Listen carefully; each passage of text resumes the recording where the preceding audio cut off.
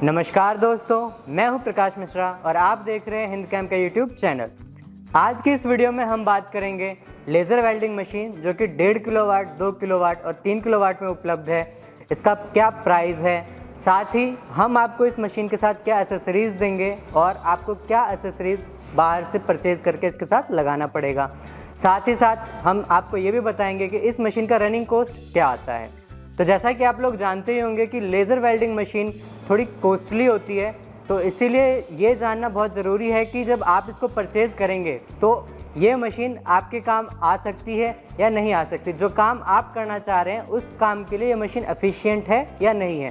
तो अगर आप ये जानना चाहते हैं तो आपको हम इनवाइट करते हैं अपने प्लांट पे कि आप अपने सैंपल्स लेके आइए और अपने हिसाब से यहाँ पे डेमो करवाइए, ताकि आप क्लियर हो सकें कि ये जो मशीन है ये आपके काम आएगी, ये आपके मतलब कितना काम आ सकती है और क्या इसके बेनिफिट्स आपको होंगे। तो मशीन परचेज़ करने से पहले आपको पता होना चाहिए जो आप मशीन परचेज़ करेंगे या जिस मशीन से आपको अपना काम करना है उसकी क्वालिटी क्या है, उसके साथ आपको क्या क्या मिलेगा, किस तरह की क्वालिटी का आपको सामान मिलेगा।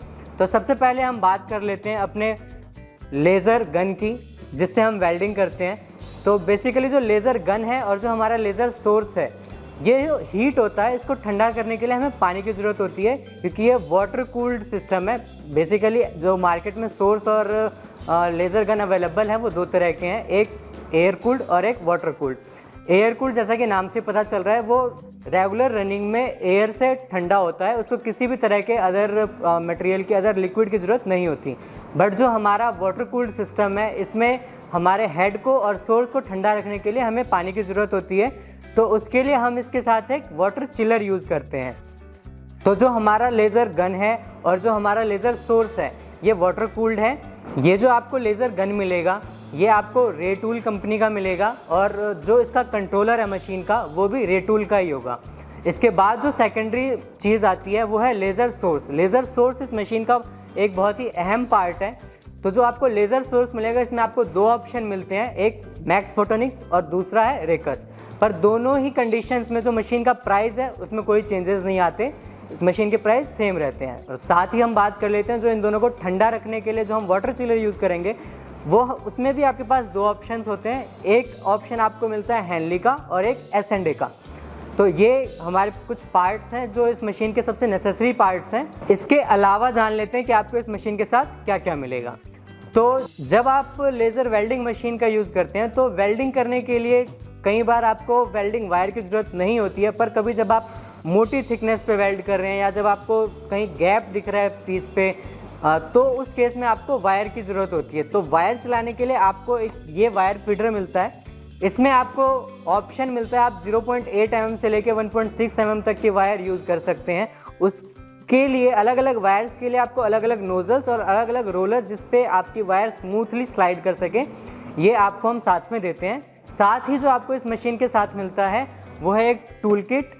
बेसिकली इस टूल किट में इस मशीन को ऑपरेट करने के लिए बहुत सारी चीज़ें होती हैं, सेफ्टी किट्स होते हैं। सेफ्टी किट्स के नाम पे आपको इसके वेल्डिंग करने के लिए वेल्डिंग गोगल्स और वेल्डिंग ग्लव्स मिलते हैं। सेफ्टी किट्स के अलावा हम देख लेते हैं इस मशीन के साथ हमें क्या क्या मिलता है। तो हम इस टूल बॉक्स को खोलते हैं। तो सबसे पहले हमें मिलता है एक ये नोज़ल का सेट। तो जब हम इस डब्बे को खोलते हैं तो देख सकते हैं इसमें अलग अलग तरह के नोज़ल्स हैं जो कि वेल्डिंग और कटिंग के लिए यूज़ होता है। इसके अलावा हम क्लीनिंग करने के लिए आपको ये स्पेशल टाइप का एक नोज़ल भी प्रोवाइड करते हैं। साथ ही में आप देख सकते हैं इसी किट में ये 4 नोज़ल्स जो कि वायर फीडर के लिए यूज़ होता है ये भी आपको मिलता है। नोज़ल किट के अलावा देख लेते हैं और क्या क्या है। तो इसके साथ हमें ये लेंसेज मिलते हैं। तो बेसिकली ये जो हमारा लेज़र गन है इसमें यहाँ पे एक प्रोटेक्टिव विंडो होता है, जिसको जहाँ पे एक लेंस लगा होता है जिसको हम प्रोटेक्टिव लेंस या प्रोटेक्टिव विंडो दोनों ही चीज़ें कहते हैं। तो इस प्रोटेक्टिव लेंस का काम है कि जो हमारे फ्यूम्स है, जो हमारे डर्ट पार्टिकल्स हैं, इसको वापस अंदर ना जाने दे, जिससे लेज़र गन या फोकसिंग लेंस तक उसको ना जाने दे।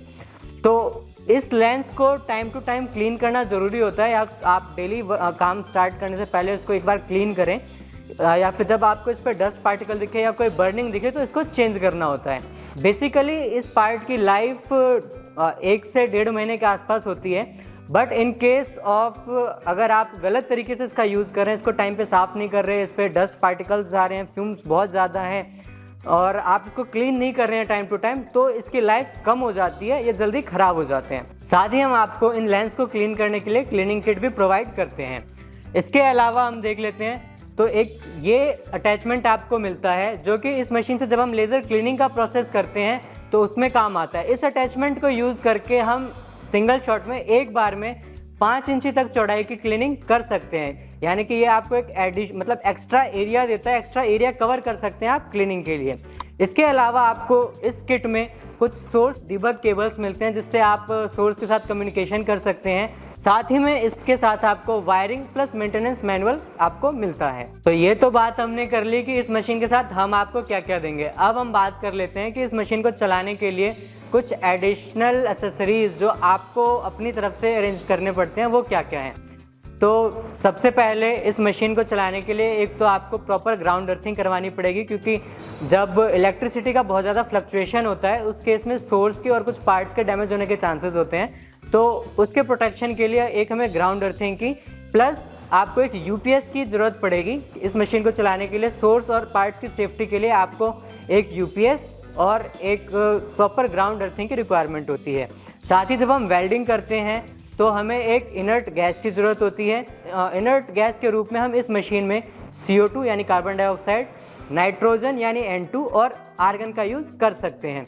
बेसिकली हम अपनी रिक्वायरमेंट के हिसाब से इन तीनों गैसेस में से पर्टिकुलर गैस अपनी कॉस्ट के हिसाब से या अपनी रिक्वायरमेंट क्या स्ट्रेंथ चाहिए उस हिसाब से हम गैस चूज़ कर सकते हैं।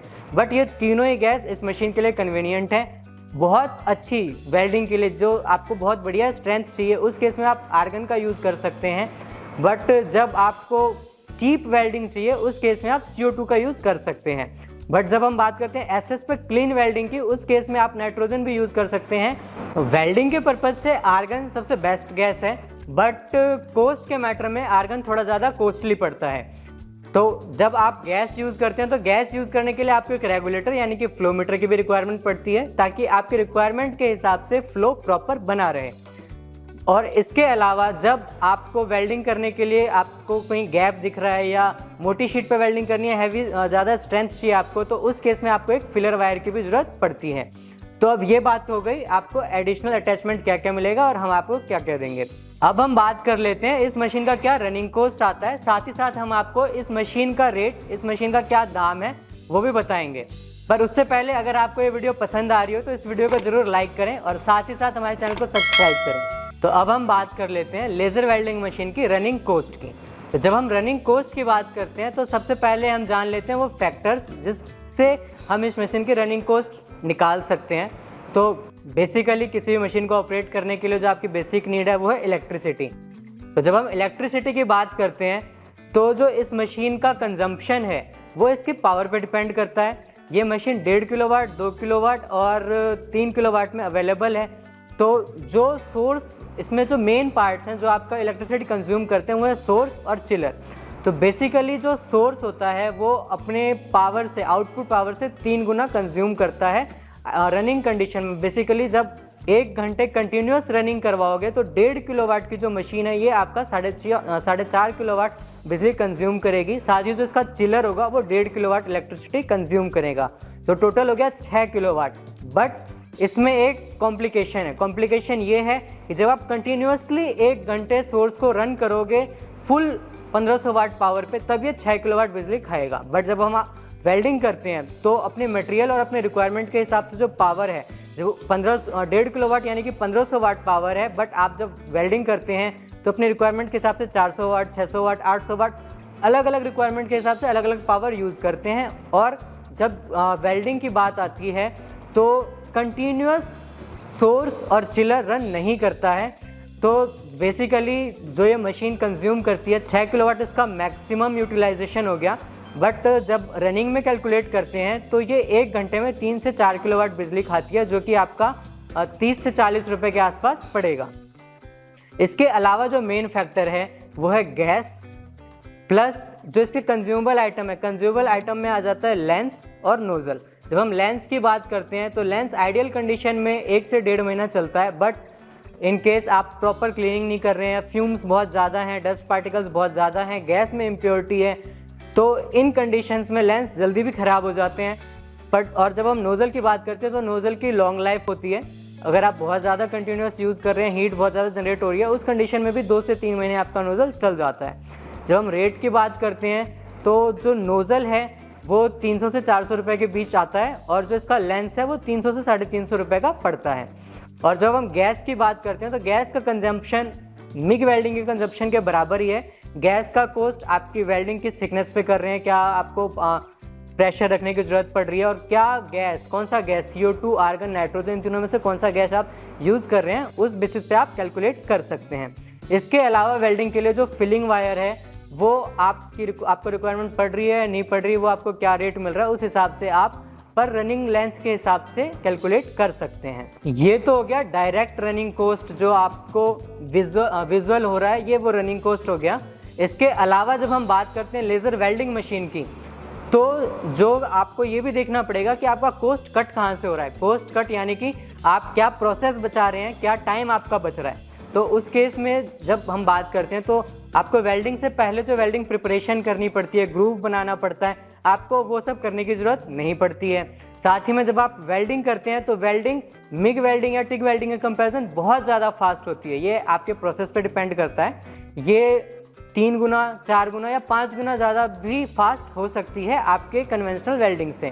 साथ ही जब वेल्डिंग हो जाती है तो उसके बाद जैसा कि आपको मिग वेल्डिंग में या टिग वेल्डिंग में बहुत ज़्यादा डिफॉर्मेशन देखने को मिलती है, तो लेज़र वेल्डिंग के केस में आपको डिफॉर्मेशन भी देखने को नहीं मिलती। साथ ही जो वेल्ड क्लीन की बात आती है, आफ्टर वेल्ड प्रोसेस यानी कि ग्राइंडर का प्रोसेस हो गया, वो भी बहुत रेयर ज़रूरत पड़ती है और ज़रूरत पड़ती भी है तो बहुत कम। यानी कि अगर आपको मिग वेल्डिंग के बाद वेल्डिंग जो ग्राइंडर का प्रोसेस है आपको आधा घंटा का प्रोसेस है, तो इस केस में आपका 5 से 10 मिनट में निपट जाएगा और मैक्सिमम केसेस में आपको ग्राइंडर की ज़रूरत नहीं पड़ती है। जब हम देखते हैं वेल्डिंग लेंथ के हिसाब से जो कॉस्ट आता है, तो ओवरऑल जो लेज़र वेल्डिंग मशीन है उसका रनिंग कॉस्ट जो मिग वेल्डिंग के कंपैरिजन करें तो उससे लगभग सस्ता ही पड़ता है। तो इसके अलावा अब हम लास्ट में बात कर लेते हैं कि इस मशीन का रेट क्या आता है। तो रेट के लिए मशीन 3 पावर्स में अवेलेबल है, 1.5 किलोवाट, 2 किलोवाट और 3 किलोवाट। जब हम 1.5 किलोवाट की बात करते हैं तो ये मशीन आपको 4.5 लाख रुपए की पड़ती है, जिसमें आपको जो एसेसरीज हमने बताई है यानी कि वायर फीडर, सोर्स, चिलर और ये किट, ये सब कुछ आपको उसी कॉस्ट में इंक्लूडेड है। तो 2 किलोवाट की जो मशीन है उसका प्राइस है 5,60,000 रुपये और जो 3 किलोवाट की मशीन है ये आपको 7,75,000 रुपये में मिलेगी। इसके अलावा इस प्राइस पे 18% GST प्लस जो भी फ्रेट होगा वो एडिशनल होगा।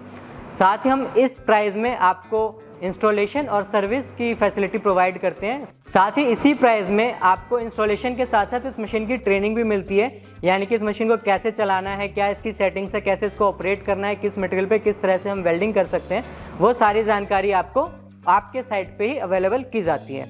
तो अगर आप इस मशीन को लेने में इंटरेस्टेड हैं या फिर आपके मन में कोई डाउट है तो आप हमारे प्लांट पे विजिट कर सकते हैं। साथ ही दिए गए नंबर पे कांटेक्ट करके भी आप सारी जानकारी ले सकते हैं। और अगर आप इस मशीन को लेना चाहते हैं तो आप अपने सैंपल्स लाके अपने आगे डेमो करवा सकते हैं, ताकि आप क्लियर हो सकें कि ये मशीन आपके काम की है या नहीं है, आप इस मशीन का यूटिलाइज कैसे कर सकते हैं और क्या इसके बेनिफिट्स हैं और क्या इसके ड्रॉबैक्स हैं। तो दोस्तों, अगर आपको ये वीडियो पसंद आई होगी तो आप इस वीडियो को ज़रूर लाइक करें और साथ ही साथ हमारे चैनल को सब्सक्राइब करें और इसी तरह की और जानकारी वाले वीडियो को देखने के लिए आप बने रहें हमारे साथ।